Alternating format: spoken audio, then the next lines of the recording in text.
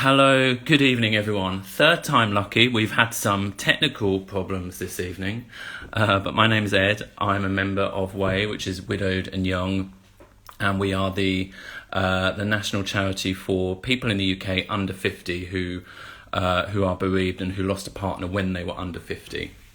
So we are doing a series of Instagram lives. It's called our 25 Tuesdays with Way. That stands for 25 people over 25 weeks, really to mark the 25th anniversary of Way.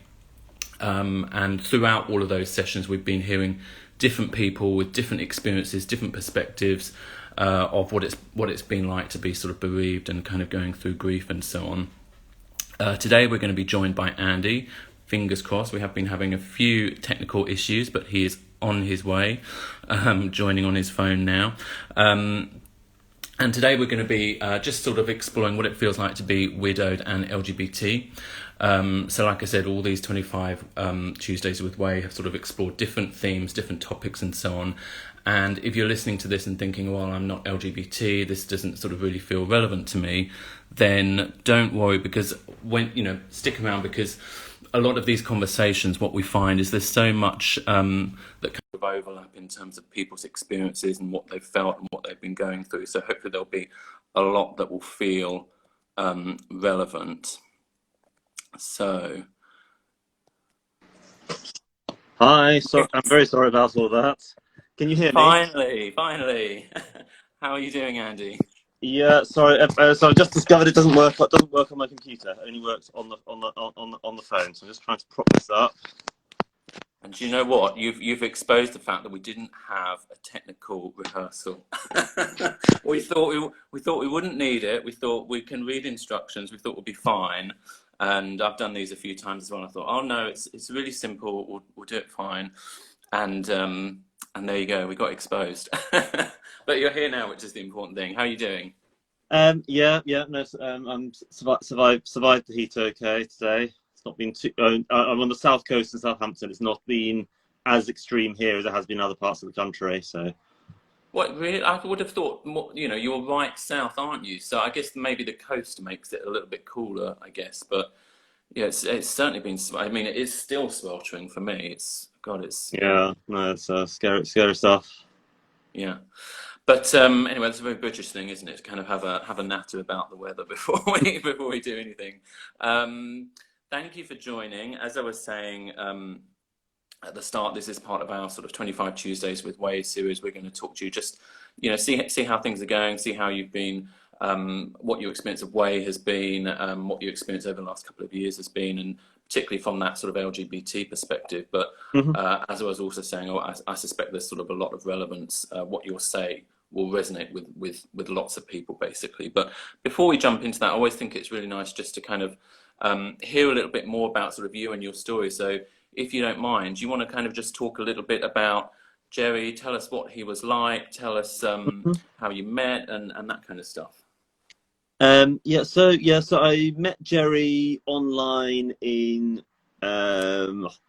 just end of 2009, when we were both students at the time. And he sort of, it was he added me as a friend on this dating site. And it's like, you don't normally add someone as a friend unless you know them. And I so almost turned down this request, but I thought, like, so I'd ask him. It was like, who are you and why are you adding me? But then he was very, very, very sweet right from the start, and we got chatty very quickly, and met up a few days later. And then unlikely as it seemed, just stayed together for, it was 11 years, up until right into the pandemic. Yeah. Yeah, so he was quite different from me. I'm sort of I like to think of myself as a very sort of serious kind of organized person. He was a bit more sort of creative, into his fashion and cooking. He loved his romantic comedies, and so we had it was definitely a kind of case of opposites attract. It's always, That's what made it work very well. and he was he's from the Philippines originally, but he'd been living in the UK with his family for about five years prior to us meeting. And then yeah, I mean, to work, he was he studied interior design at university, and then worked in the hospitality industry. He was so he worked as a assistant restaurant manager at the time that he died. So 11, is it 11 years that you said, more or less, that you were Yeah. together? And so did you meet, did that mean you met, were you at university, or sort of how old were you when you met? So I was 24. He was 19. Yeah. And so I was at had gone back for postgrad study. And then he did his university degree a bit later on. Yeah. He was doing sort of he was at a further education college at that point. Yeah. And Yeah. yeah, and then he was 30 when he sadly passed away March last year. And it's 11 years. Gosh, that's such a long time, isn't it? It kind of reminds me. So my partner Jamie, we met at university and were together for about sort of 15 years or so. And it's all through my 20s, I guess. And it's I think I read a quote of yours somewhere. You kind of like grew up together, like grew from grew into it. I know you're a man already when you're 24, but you're less mature, aren't you, when you're in your early 20s and when you're in your later stages of life. And it's that sense of sort of having someone go through that journey of kind of maturing and starting to kind of grow older with you. Yeah, well, that's the thing. It's pretty much my whole adult life. Yeah. I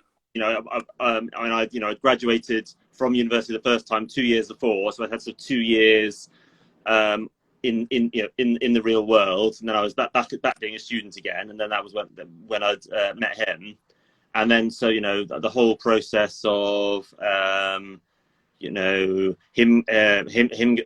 starting university and me sort of working my sort of the same job I've been doing since. A lot of those kind of firsts, and I basically spent we were together his whole 20s. So as you end up now in this slightly strange position where you're sort of I'm sort of at the point where you'd normally be okay now, sort of settling down for the rest of your life. We'd been engaged to be married in December 2019, and then now you are suddenly in this position. It's like I'm young, by some measurements.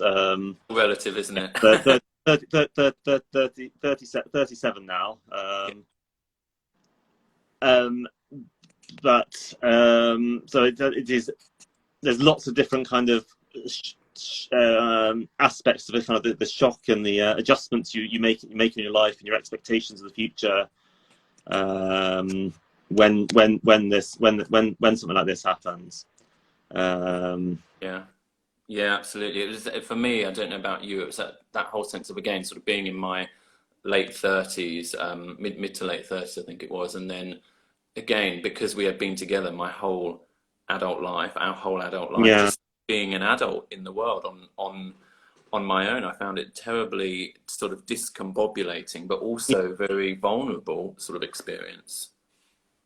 Yeah, I mean, it's sort of like, what do you do? How do you live? What do you, your entire kind of routine in life is built around you do things with this certain person, and so I'm now sort of a year in, and it's sort of the things that you find sort of strange and difficult vary a bit at different stages.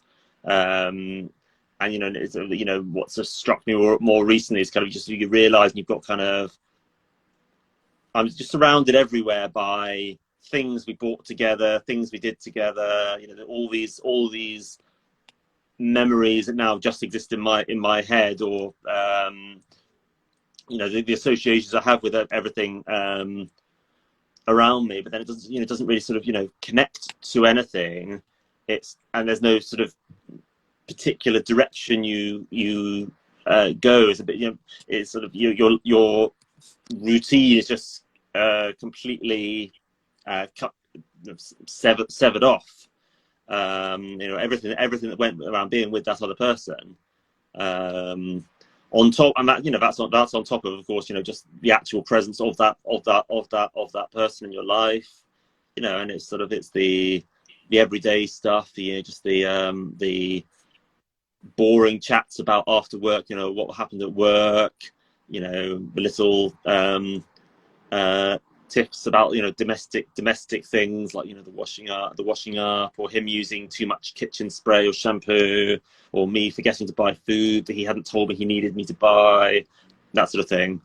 It's that sort of minutiae of who said what at work that no one else would be remotely interested in, or no one else would even we wouldn't even think of telling people, but you suddenly don't have that outlet, or that sort of person that you can share that kind of stuff with. I mean, one thing I have been very lucky with was we had, because we at various points we were living apart, or he was doing holidays in the Philippines. We had a lot of obviously the first 3 years we weren't living together, and so we had a lot of online chats, and I was very lucky. I kind of had kept the records of the old ones, the MSN one, if anyone remembers MSN Messenger, and obviously sort of Facebook chat logs. And I've actually had those printed out as books, and what I've been doing just for the last few months, just rereading those, and that's been some sort of comfort. Sort of you feel like you are going through all those kind of trivial conversations, and there's funny things he says I'm still laughing at, or there's little arguments where going through those arguments again, like sometimes 8 years on, and sometimes like he's annoying me again, even now. And then sometimes I read them and I think, okay, he did kind of have a point, but yeah, I hear you. I wish I had messages that were worth putting into a book. All of when I've looked at the messages we've got, they're all, what time are you coming home? What do you want for dinner? What time are you coming home? What do you want for dinner? They're not really book worthy. It wouldn't make a terribly interesting book. But I think there's something that we're really lucky almost in this generation, that we do have that sort of digital footprint, whether it's messages or photos, at least nowadays, compared to when you had those cameras with bits of film and that were quite precious. You only took special photos, didn't you? Whereas now, I guess there's much more of that kind of memory, which in a way is wonderful. But are there parts of it that you find quite painful, because there are so many kind of memories and remembrances like that?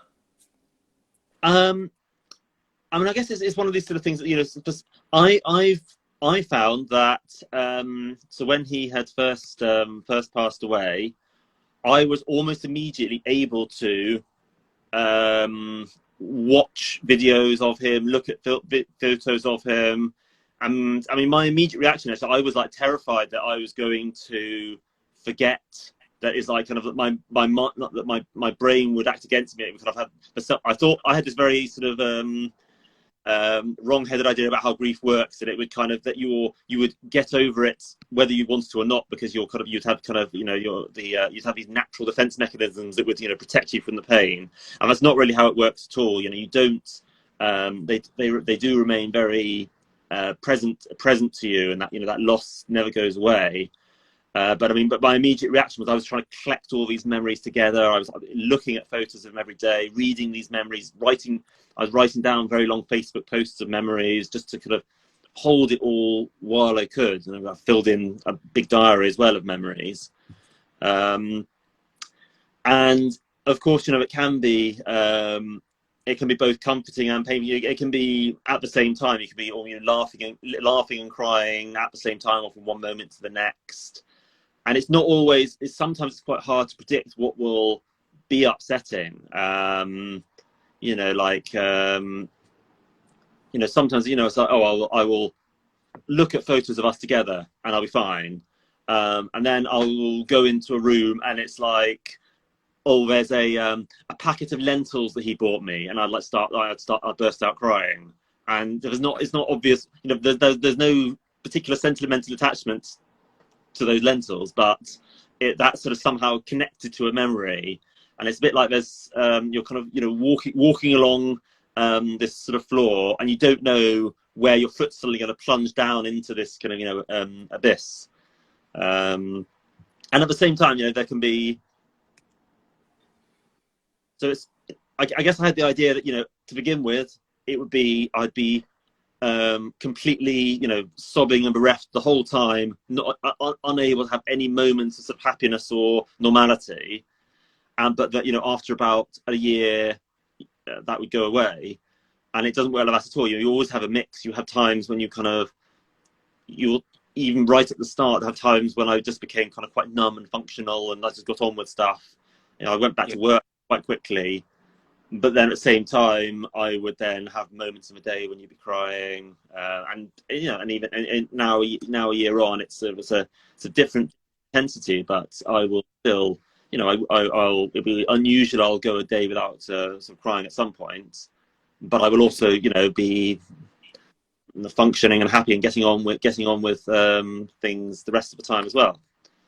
Yeah, it's funny. I mean, it's the kind of thing no one would ever know unless they'd experienced it. I found that there was that sort of first year, absolutely that intensity, and almost for me there was almost like a camaraderie, because everybody, you know, his family, and you know, everybody was sort of in it and living that. Yeah. But in the second year, and I remember talking with many friends and members in Way who actually said the second year in some ways was harder, because everybody else can sort of move on with their life and isn't impacted in the same way that you are, whereas you're still there. You've suddenly got those sort of first anniversaries, you know, that are tough, and you don't have that sort of survival mode that you have in that first year. And so definitely for me, there was in some ways I just found that second year really, really tough. And have you sort of experienced some of, you know, some surprises like that, where actually, even though you're over a year on, that wave of grief is surprising in terms of how hard it hits you at that point? It wasn't exactly the year mark, but I mean, perhaps one of the worst months I had was January of this year, and it was strange because so it was the December was when I'd been building up to December, but it was going to be a very difficult month because that was his birthday, our anniversary, Christmas, New Year, and also it was the first anniversary of when he received his diagnosis. He received his diagnosis on Christmas Eve of 2020. So there were lots of like first year anniversaries. That was a very, very sort of difficult emotional month, and we were kind of I was marking all of those in different ways. Kind of had, like, you know, we had a kind of we had big house party for his birthday and for New Year, and we had I prepared sort of a video of memories for Christmas, and then it was the January when suddenly it's like, so I'm past the difficult bit. And it was almost felt like sliding into this new kind of phase where it just suddenly felt just horribly kind of just empty and cold. It was almost like kind of like one that, you've had those big moments, and now life just still goes on. It just drags on. And you know, there's this very vivid feeling you're kind of waiting for something. You know, you're waiting. You go through all. You're sort of trained. You kind of, if you go through all this sort of difficulty and suffering, then there must be some sort of not reward or kind of moment where it all kind of makes sense or something. And obviously there isn't. It's just that's how it is. And that was what really just struck me very much then. I mean, aside from that, I mean, I wouldn't say I have found the second year more difficult, but I know it just, what I have learned from being in Way, which I have found very useful, sort of where you hear from all these different experiences from people who have been through this thing that's until then, it's not something I would have thought about. I knew nothing about. It's just not something that really is present in our sort of culture and media. Was, you know, some people react very differently. Some people function, as it were, for, you know, for first year, and then they have a kind of a big sort of just nosedive in how it is. And some people it's very tough right at the start, and then they sort of it doesn't go away, but they kind of get their bearings with how to kind of live with this pain they're carrying around with them now. Yeah. And, you know, I think, you know, one experience, I mean, I think, you know, you were saying in your experience that you had that sort of sense of camaraderie with family, and I've been, you know, really very well supported by my family and by Jerry's family. Become sort of one big unit. So, you know, we do a lot together. I still, you know, I chat with his mum every day.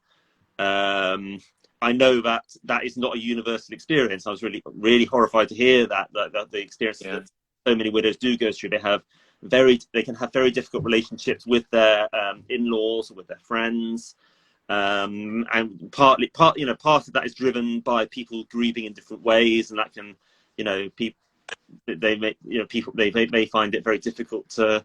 The in-laws may find it, for whatever reason, very difficult to maintain the relationship with the widow, but that can obviously be extremely tough for the widow, who then doesn't have anyone else who shares that experience of loss in the same way. But, you know, it has been a huge comfort for me having that you know, shared support with family and with my sort of circle of friends who've been very kind of supportive. I have sort of shared a lot. I've shared a lot on social media. You know, almost sort of daily updates of feelings and memories. And going back to sort of questions about family, am I right in thinking that Jerry's family didn't know about you for the majority of the relationship, or didn't know about the nature of your relationship? They didn't officially know. I mean, they had, his mum had known actually since about a year into our relationship, but she was waiting for him to tell her, you know, which, you know, she was respecting his decision about when he wanted to share that. And I think so was he not out to his family then? Does that mean he wasn't out until actually until we were right at the right towards the end. I don't think I hadn't quite explained the circumstances, but basically, so Jerry had been diagnosed with melanoma, which was that was in December 2020, and unfortunately, being a sort of due to COVID, and this, it been more difficult to get an appointment to see the dentist, which is what he'd originally been diagnosed with, an issue in his jaw, and so he wasn't diagnosed until fairly late on, and then he had been doing treatment called immunotherapy, and he had to go into hospital from side effects from treatment. And once he was in hospital, from basically from the Friday to the Monday, he sort of deteriorated very quickly. I mean, so he'd then passed away 48 hours after that. But so I had come in to see him in the ICU. I'd been called in, and then his family were called in as well. And it was at that point that it was officially shared with his family that we were a couple. I imagine that must have, you know, just the, you know, I hate to even sort of think about it, the distress that you're going through at that time anyway, and then to just sort of add that on as another sort of complication or sort of distraction. It must have been just really, you know, really kind of tough to have that on top of everything else as well. I mean, yeah, I mean, it was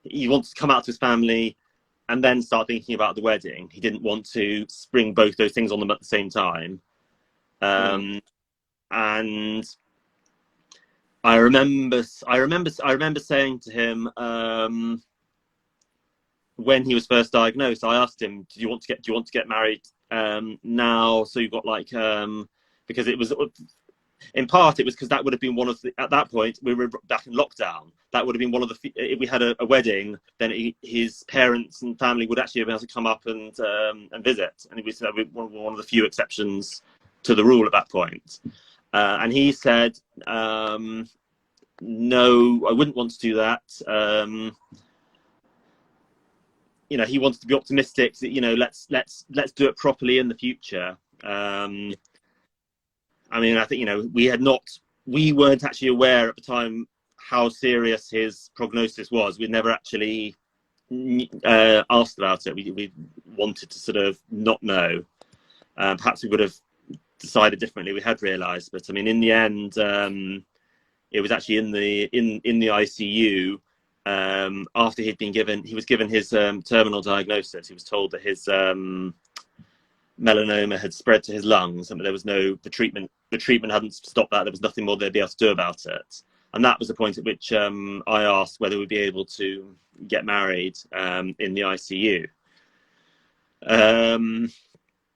And the staff were absolutely amazing, because they were like pulling out all the stops to try and sort of consulting with the registry office to get an emergency arrangement, because it's not normally you would need to go physically into the registry office.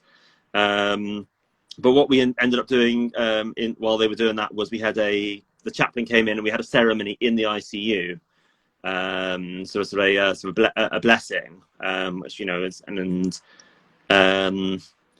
really grateful that one of the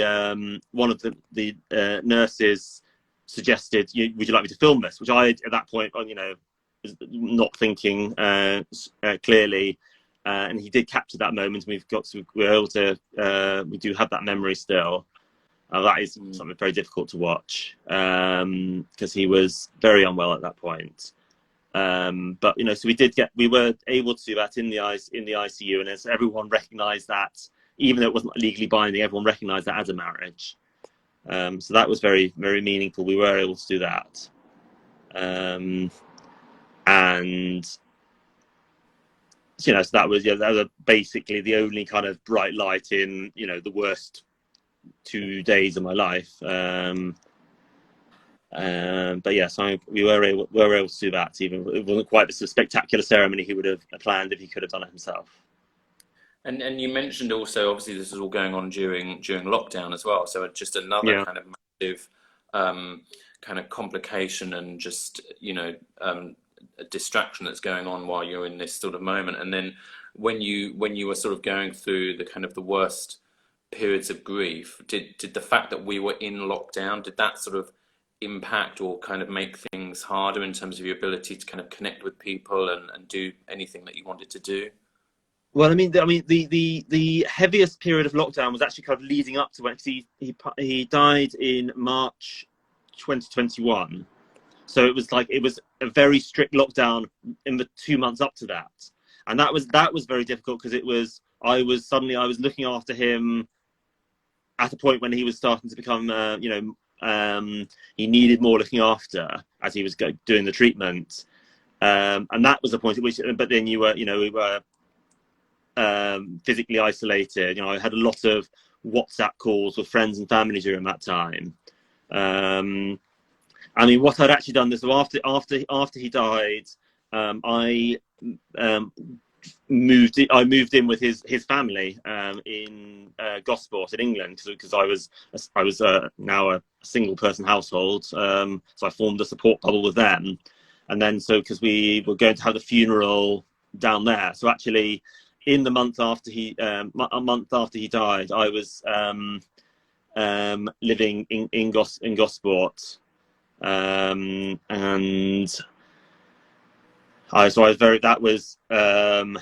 I was very very lucky to have that spot. I don't know how I could have gone through that month living by myself. And I think about people who went through people who didn't get to say goodbye in the ICU. My heart breaks just thinking about that, because it was difficult enough actually being there, going through that, and the only thing that would have been worse, if it makes sense, is not having been there.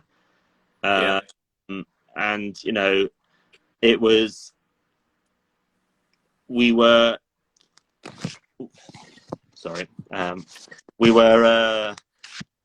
lucky. Lucky seems a strange word, but we were lucky that there were no COVID cases in the ICU at the point that when he went in, which was actually why we were able to be in there with with his parents and sister, which wouldn't have been possible if there being COVID patients. And that was so in some ways, the fact there had been the lockdown, the successful vaccine rollout, meant that we were able to do that in a way that others hadn't been able to beforehand. But yeah, it's I can only imagine what it was like. People who had to go through the first lockdown when they were freshly bereaved, or who died. Now it's just like it's. I have a huge amount of empathy for what that must have been like. Again, I was lucky with the timing in terms of a lockdown and the support that I received from my family and Jerry's family. And then how soon was it that you heard about Way and then became a member of Way? Oh yeah, so I actually so this was Heath Hospital in Cardiff. They actually handed out a bereavement pack. It was and that was one of the organisations that was listed in there. Was Way. So I'd got in contact with them about a month afterwards, and while I was we had a long wait for the funeral. I was had lots of things I was doing and organising, and one of them was connecting with support groups and services, and this was the one that seemed the most relevant. I had a little apprehension first, because I'm feeling pretty miserable. Do I want to join a group where I socialise with miserable people? Is that not just going to make it all more miserable? But it's not like that at all, because actually it's more that you can talk to people who had this shared experience and different experiences with the same, and you realise there are different ways it can pan out, or different ways you can feel about feel emotionally as you're going through the journey. Which is consolation, and you feel you can talk about aspects of how your experience that you wouldn't necessarily with family or friends, particularly if they were close to that person. So no, I found it a very useful place to share feelings and learn about. Learn about grief, if that makes sense to me, because you both going through it and hearing other people's experiences, and you realise that everything you think you know about it beforehand is wrong, or there's just there's just a big gap in our culture talking about it. It's maybe there's acknowledgement about if you're losing a partner when you're much older, but not for people who what comes after. Or not in any serious way. I noticed there seems to be a trend in some of the superhero films. It's about people when people are grieving, they become mad supervillains, and it's meant to make them a bit sympathetic. But it's not really realistic. It doesn't really relate to the any aspect of what is actually like to be a widow. It doesn't turn you evil and twisted. It's I think it can open up. I think it's in some ways made me more sympathetic to what difficulties other people can be going through, and you have a different sense of fragility of life and. Temporariness of things. That makes sense. Definitely, it's funny to hear you describing those depictions of widowhood in film and TV, because there's suddenly all of a sudden you you can spot the ones that are really jarring. The examples that you described there, or the people that kind of wear black for a week and then they're all fine. And Yeah, then, that's the other extreme. Yeah. yeah, and then I always find it as a result, when I see depictions of sort of widowhood and grief that feel realistic, those sort of suddenly resonate and draw me in. And I remember watching, I think it was Downton Abbey of all things. I think someone's Yeah. husband or wife dies in that, and there was something about it that just had me in floods of tears. I can't remember exactly who it was, but there was something that just sort of clearly felt a lot more realistic, because I think, as you said, it's such a taboo in life, isn't it? And it's not Yeah. talked about, so no one really knows about it and understands what it's like. Yeah. No, Yeah. that's what I saw. There was like one thing I was like quite cool. There was kind of there was this sort of, I think there was this Piers Morgan poll, and there was like how soon after someone dies should you be allowed to date, for example. And it's like kind of it would just seem sort of clueless and disconnected from the reality of what people are going through, and the yeah. But it's also that sort of judgment, isn't it? Like, people feel like they can have an opinion on when you should and shouldn't date, whether it's 5 days or 5 years after. People feel that as a widow, you're fair game for me to sort of judge you and have an opinion about how you're living your life. Yeah, or it's like, when is it okay to be, to smile again? I think that's not what I've had, but other people have had, like, being judged for like looking too happy too soon, or being judged for going back to work too soon. Yeah, yeah, There's not a too soon, because for some people it could be they can't. Some people cannot work for months. They can't do it. Other people would fall apart if they didn't have some sort of return to routine, and they need exactly. that. That was close to what I had. I returned to work quite soon, and it was just that would just have gave me some sort of structure to get through the day. But it's I think it is. It has been very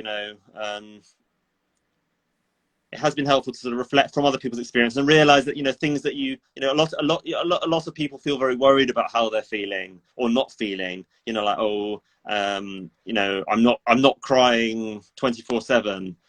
Does that mean I didn't love them enough? And it's like, well, no, lots of people are like that, and it's like you get phases when you're numb, and maybe one week it will be like that, and the next week you'll be crying again. You can't judge yourself for how you feel. You can't force it a certain way.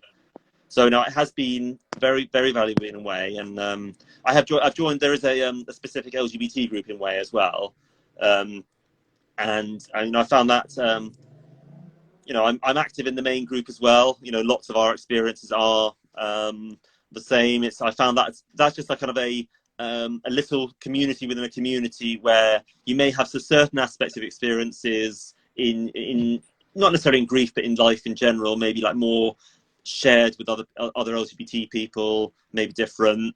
So it's perhaps it's a group where I've kind of had a few more personal connections. It's a little bit of a smaller group than the main group. So I found that as sort of a very, very good initiative, and it's been a good place where they kind of perhaps pushed for a few ways that Way can be more welcoming and accommodating for LGBT people. So that's been good as well. Yeah, absolutely. And sort of changing direction slightly, I guess. Where are you now in terms of, I think it's sort of just over a year on for you. You mentioned how do you sort of orient towards the world now? I know that's sort of a big question, but do you sort of feel a little bit less like, you said earlier kind of that all of those sort of assumptions about what your future is going to be and what it's going to look like, they all sort of disappear. Have you been able to sort of put some of that kind of back together now, or do you sort of still feel in a bit of that kind of limbo? I mean, I think I've sort of put a life back together, if that makes sense. But there is a sort of a permanent kind of fracture or change in how you approach things. I think now I feel I'm sort of living living, in the present, getting by from, week to week without kind of particular kind of direction for the future. I mean, for this year I've just had, I mean, I did deliberately, I kind of, I've booked in a few kind of activities and holidays with family members and friends, just so I had some sort of shape to the year as I was going into it, not rather than just being this sort of amorphous nothing. I mean, a big part of what I orient myself around is I'm still sort of going through memories, collecting memories and photos and organising them. And I'm sort of sharing them gradually on my personal social media. I'm still with my Facebook that I'm reading through. I'm only up to 2015 in reading those messages, and I'm like noting down ones that are sort of fit for public sharing. And there's I'm still doing that, and that's something that gives me a bit of a kind of a sense of being anchored. But yeah, I have a very sort of different outlook on life. I mean, I am existing and getting by, but it's different. The loss is still very much a kind of it's not necessarily at the foreground of my everyday experience, but it's definitely always in the background, and it is something I think about every day. And I'm take a little time to be thinking about him every day. Exactly. I think that's what all of us in this sort of situation do, isn't it? And the nature of those thoughts, sometimes there'll be happy thoughts, sometimes there might be painful thoughts, sometimes you might be laughing, sometimes you might not be, but it's always there, isn't it? In some way, shape or form. It's something that I think we all kind of carry forward with us from now. Yeah. Well, look, Andy, it's 9 o'clock. I know we had a few minutes of technical difficulties, but we got through it, and it's now 9 o'clock. I've really enjoyed chatting with you. It's super interesting. I always love these sorts of opportunities, just to hear people, share stories about their loved ones. I think that's the most important thing, isn't it? To kind of just keep that memory alive. So thank you for doing that. And thank you for sharing that. And for anybody who's listening, we've got more of these across the summer. So do tune in, and this will be kind of saved on the Way Instagram page. But otherwise, thanks ever so much, Andy. Thank you. Yeah, take care and speak soon. All right, see you soon. Bye bye. Bye bye.